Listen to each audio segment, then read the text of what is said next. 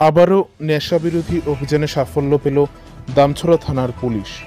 জানা যায়, গতকাল রাতে অর্থাৎ 11ই জুলাই বৃহস্পতিবার রাত আনুমানিক 11টা নাগাদ উত্তর ত্রিপুরা জেলার পানিসাগর মহকুমার অন্তর্গত দামছড়া থানাধীন পশ্চিম নরেন্দ্রনগর নাকা চেকিং পয়েন্টে AS 10 BC 1576 নম্বরের একটি অটো গাড়িকে আটক করে দামছড়া থানার পুলিশ।